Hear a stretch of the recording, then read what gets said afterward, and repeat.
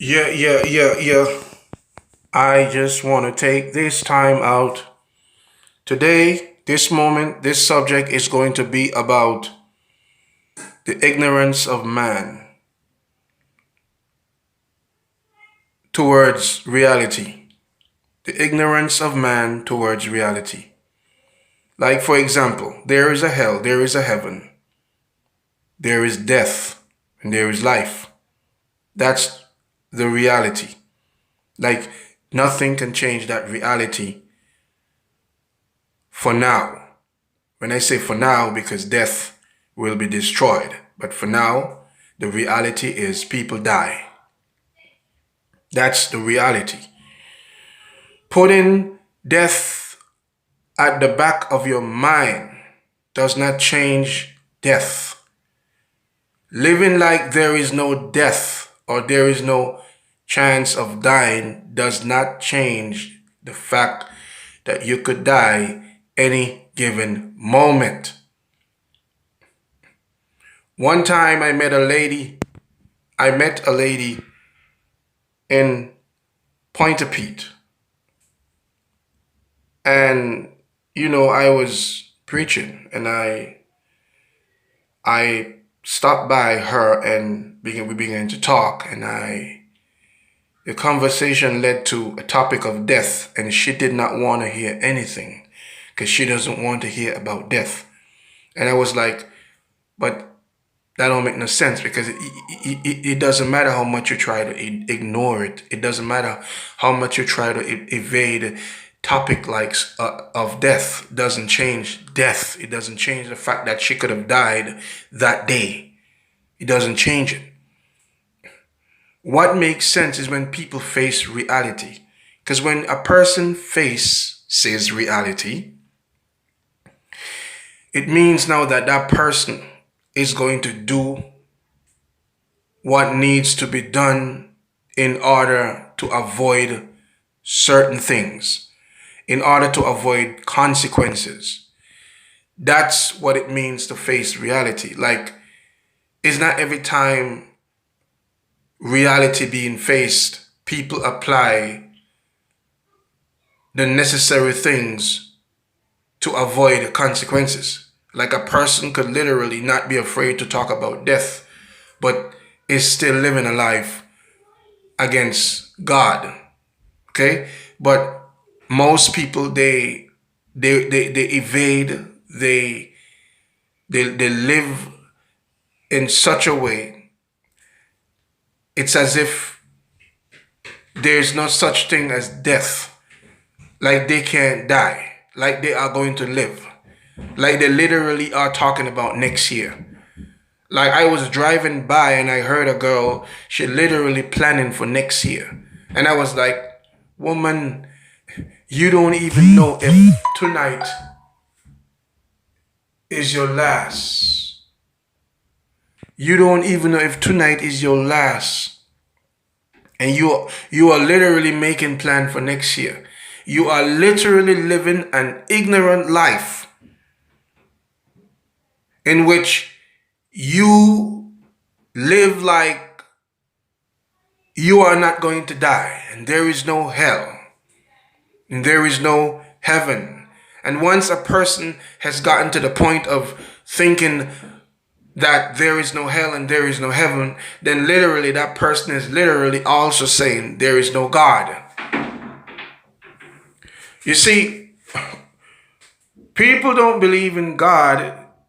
Many people don't believe in God because they have never seen God. Many people don't believe in hell because they have never seen hell. Like, it is absolutely foolish to literally resort to the idea of there is no God. Why? Because we exist. You have all type of things on planet Earth. You have animals, you have humans, you have fruits, and a lot of other different things, flowers. Where do these things come from? How is it that everything has cells, DNA, how do you get such order in the existence of things randomly or out of the blues? You don't get these things out of the blues. Like your information exists within your cell, within your DNA. Like if you are black, the information of you being black exists within your DNA. And that's going to continue on that path of being black continuously until there is an interracial, intervention, which gonna switch things up a bit and cause a little difference. But it's still the human genetics or whatever the case may be. But what I want to say is you don't get these order of things out of the blues. You don't get things like that out of the blues. Things that are done out of the blues are things that were not properly prepared, properly put together. For we are properly put together. And so that within itself let us know that we were created by a God with a mind. So we cannot be foolish to literally resort to the idea or the literal thought that there is no God. It's foolish. Then you have hell. It's necessary for there to be a hell, or it's necessary for hell to be. Why? Because in every system, every society, there are rules. Even if it's a remote society, or even if it's a bush society, or even if it's a primitive society, every society, whether if it's in the bush, there are rules. The Bushmen live by rules. If you go against the Bushman rules, you are going to face a bush consequence. You're gonna face the bush consequences, or whatever the rules are. You are going to be punished. In every society, there are rules. Even in the animal kingdom, lions have their rules. When a lion, is the leader of the pride, his job is to protect the pride and keep the pride. And other lions must not pass or enter his zone. If other lions enter his zone, then it's a fight to the death, and the winner will take over. And if the intruder won the fight, the cubs, the baby lions, are going to be killed, the male lions. That's a rule. That's just a rule in the lion kingdom. So how is it that the animals and everything live by rules? Where do we get that from? We got that from the Creator. Nowhere else but the Creator. Rules must be because we are intelligent beings. We are intelligent beings. Therefore, with our superior intelligence, it is necessary that rules are done. Rules are made. Rules are invented. Because once there are rules, there will be order. And we are living in a world where people are going against rules. You have people who go against the rule of man and people who go against the rules of God. Most people go against the rules of God. Now, when there is a going against the rules or going against rules, you are going to be punished. You are going to face the consequences for going against rules. So hell is necessary because wickedness exists. Atheists now literally question the existence of wickedness, as to say, how do you know that rape is wicked? How do you know that killing a man is wicked? How do you know? They question wickedness as to say, is it wicked? How do you know if it's wicked?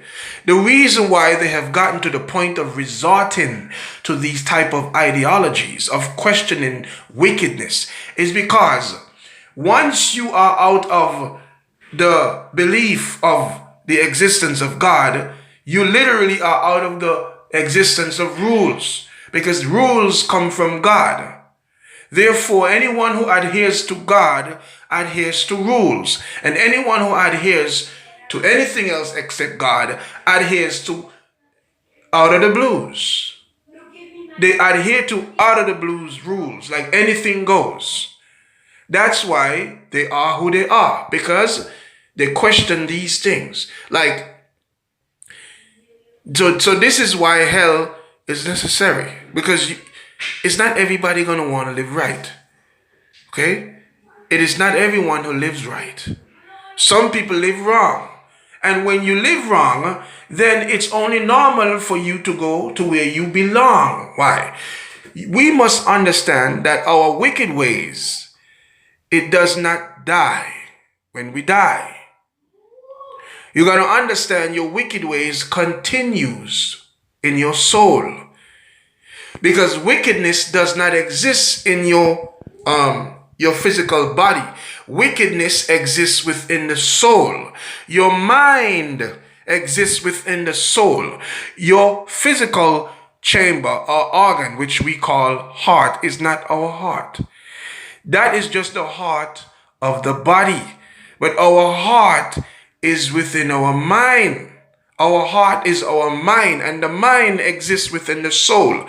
And wickedness begins in the mind. Wickedness must begin in the mind in order for it to come out in the body. Wickedness must exist. It begins in the mind before it gets out into our society. Every wicked deed began in the mind. Wicked people are not just wicked the wickedness does not exist within the body. It exists within the mind. It begins in the mind. It starts in the mind. It processes in the mind before it is materialized outside the mind. So when a person dies, his wickedness goes with him. So if you die as a murderer, your wicked, intrinsic, murderous tendencies goes with you. If you die as a liar, your lying tendencies goes with you, because it continues in your soul. So this is why hell must exist, because when a person lives for God, he is going to live according to God. Therefore, when he dies, his tendencies according to God continues in his soul. So if you have two different type of soul, why would they go to the same place? This is why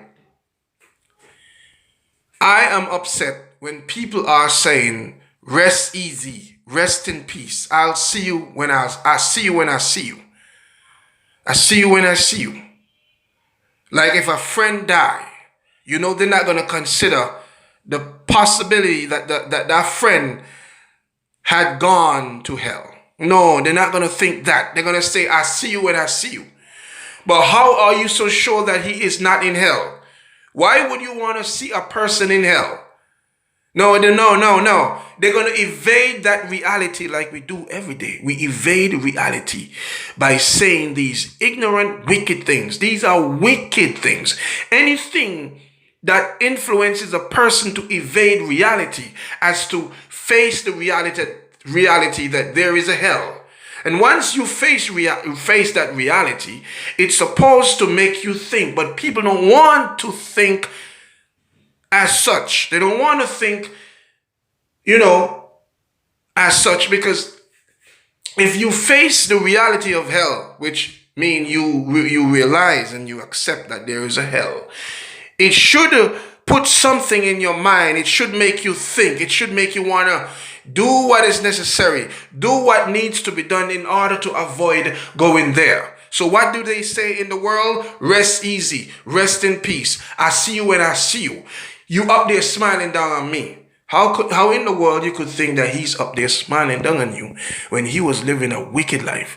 He was fornicating, he was smoking, he was a racist, he used to hate this, he used to hate that, he used to make people miserable. So because he's your friend, you're going to think the best of him? Like, thinking the best of your friend does not change the reality that he was wicked, and he has gone where wickedness belongs.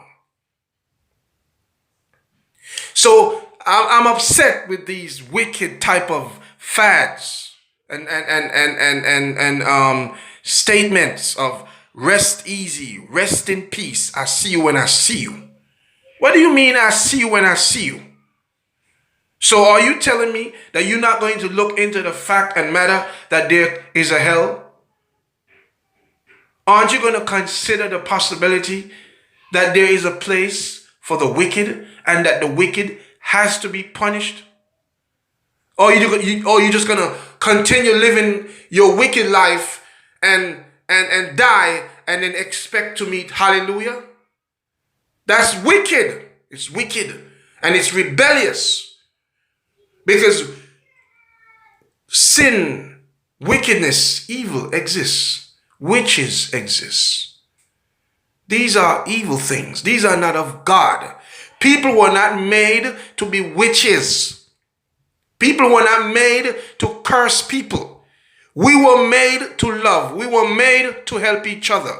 We were made to look out for each other. We were made to glorify God. We were not made to dress in black, full of demons, cursing people, sending out destruction at neighborhoods, causing young men and young men to kill each other because of some curse which you imprecated over that particular neighborhood. We were not made for these things. We chose to be these things. So what are you going to tell me now? That, okay, this person is a witch. What is a witch? A witch is an individual who allow demons to operate in their life. Okay? So they allow themselves to be a vessel for demons to administer demonic destruction. That's what a witch is. A witch is a vessel that is infested with demons. Witches have demons at their disposal. That's not how we were made. Those demonic entities are literally entities that rebel against God. We were not made to rebel against God. We were made to glorify God. But what happened is God is about right. People don't like right. Like people don't like to stick with one wife or one husband. They like the idea of tasting everything in sight. But that's not the way it's supposed to be. You cannot have a stable family being promiscuous. You cannot have a strong family being promiscuous. You being promiscuous, you're going to destroy your family. It affects society. Where do you think all these delinquency come from? Delinquency is literally the results of a broken home, destructive families, broken families. That's what delinquency comes from. What do you think caused that? The fact that people fail to control their desires. They fail to control their desires. Not because you desire to have sex with your neighbor's wife means that it's good. It feels good, but it doesn't mean that it's good. When you have sex with your neighbor's wife, you are literally destroying another family. That's not good. So this is why people don't want to hear about Jesus and God. They want to be able to live their way. They prefer to invent their ideologies and say, rest easy. I see you when I see you. I see you till I see you when I see you. I see you when we get there. When we get there, I see you. How do you know he's not in hell? And why is it that every time a person who has died is talked about, they always looked up and kissed I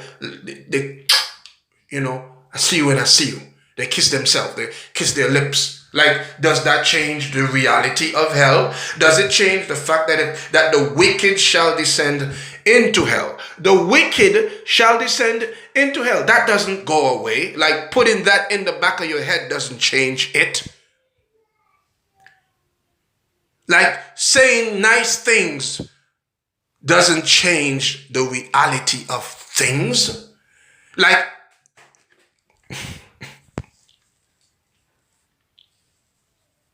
let's look at Kobe Bryant, for example. I'm going to use Kobe Bryant. Kobe Bryant and his daughter. How old was his daughter? How old? Now, some people are going to be mad at me for what I'm about to say. You see, this is what happened. This is what happened. You know why people are mad? Because they don't want to hear the truth. And not speaking the truth is wicked. Is wicked. You see, the truth is the Bible describes the truth as a two-edged sword. So when you see a sword, you get a little feeling in your tummy. The truth is often an instrument that triggers a trembling feeling, a discomfort, an uncomfortable feeling. When the truth is being spoken of and people are uncomfortable, it's because they are being exposed.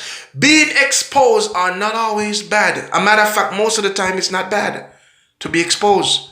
Most of the time when something is exhumed, right, in the sense of being exposed, a lot of people are going to be delivered.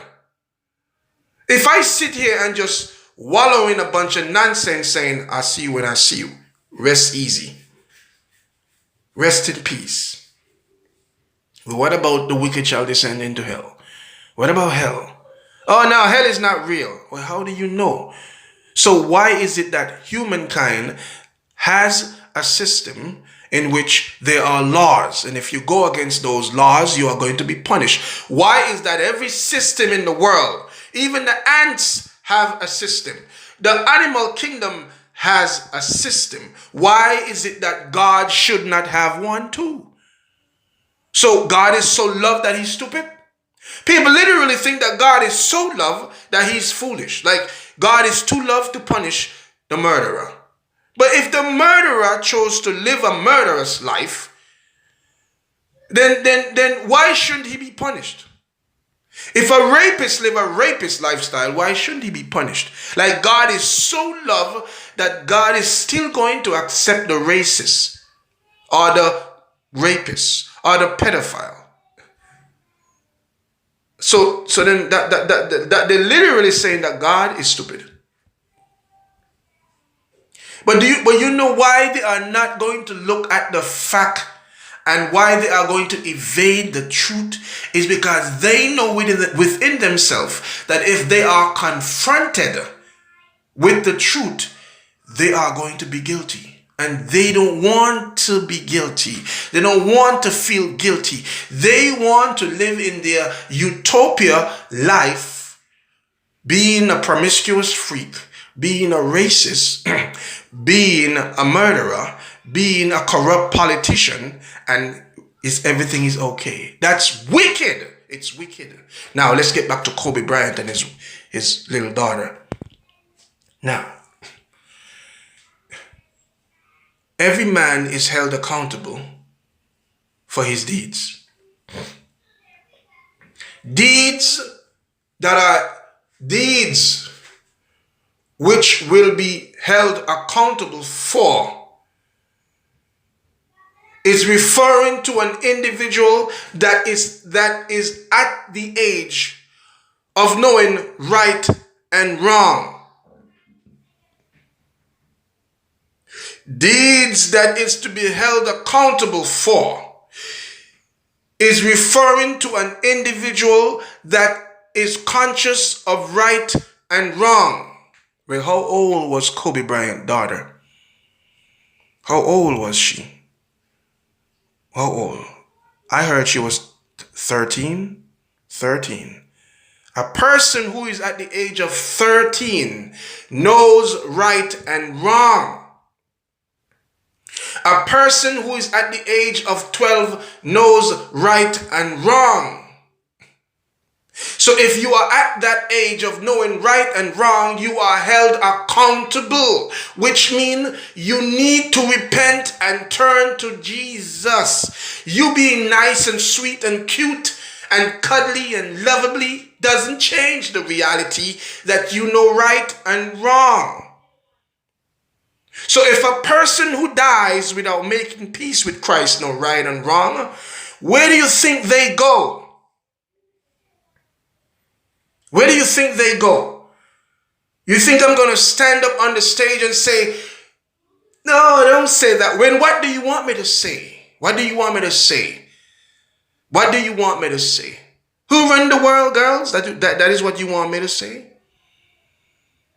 That's what you want me to say? People are evading the truth because they don't want to face the truth. Because when they face the truth, they are convicted. They have come to a realization that they are living wicked and they need to change or they will die and go to hell. In this society in which we are literally at a very high level of technology. We are at a very high level of technology. We have WhatsApp, we have Facebook, we have Twitter, we have YouTube, and the list goes on. We are in a world, we are in a present age where we have information. We have access to information. We have access to information. I'm telling you, we have access to instant news. Anything that happened instantly, we can know it in seconds. It's not like in the time of Jesus or in the time of Moses where news reporters had to travel by foot or by horse. They had to travel by foot and horse. So just imagine you on one big continent. It is possible to get news on that continent. But what about those other countries beyond the waters? So news used to travel by foot and boat. So that means in those times, news took longer. Not today. Today, we have news at our fingertip. One click and you get the news. So because of that access to news and information, we are living in a time where the gospel is known by a lot of people. So that means most people that die heard about hell. They heard about Jesus. They heard about the fire of hell. The worms that don't. They heard. Why do you think Kobe Bryant didn't hear about hell? No, I don't know where Kobe Bryant went. I do not know where Kobe and his daughter went. But I know for sure, which is one thing that I know, that they heard about Jesus and that they heard about hell. And according to the Bible, if they have not repented, they have gone to hell. Now, you might get mad at me and say, who dares you to say that? Well, what do you want me to say? Mr. T, Mr. T, I'm old school. Mr. That's what you want me to say? Is it that what you want me to say? Come on, man. Come on. We gotta wake up, man. We gotta stop living this lie, this wicked lifestyle. That's why when the truth is being preached, people don't want it. They don't want to hear it. They don't want to be told. They want to live in their bubbles, rest easy, rest in peace. Listen to me. Today, the devil could be in the coffin. Rest in peace. The devil himself could be in a coffin. Rest in peace. The Bible said, come unto me, all you who labor and are heavy laden, and I will give you rest. Who does that apply to? That applies to Christians. People who obey God. The obedient people of God are those whose soul will rest in peace.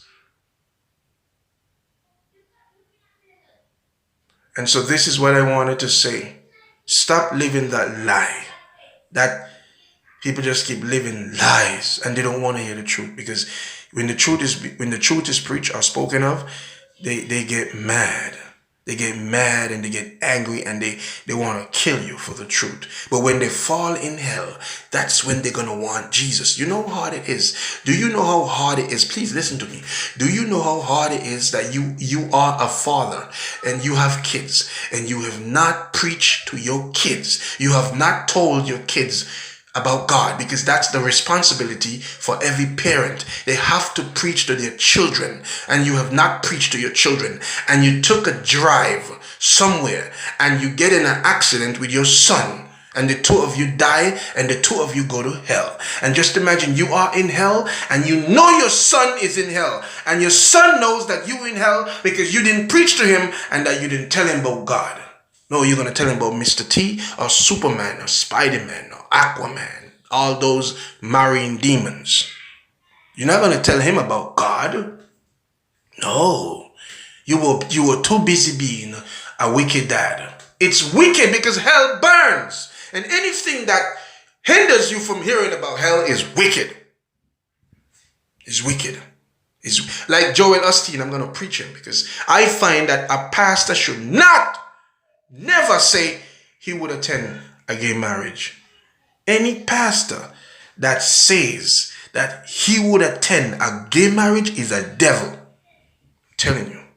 Any pastor that says that he would marry a gay, he would go to a gay wedding is a devil. I'm telling you. Because the Bible speaks about gays. The Bible said that this person of this lifestyle will not inherit the kingdom of God. And you, a preacher who is supposed to know better, who is supposed to be responsible for delivering the gospel to people, telling people on international television, you would go to a gay wedding. And you know what's sick? You know what is sick? People heard this and they still let him be their pastor. That's sick. That's the world today. Rest easy. I see you when I see you.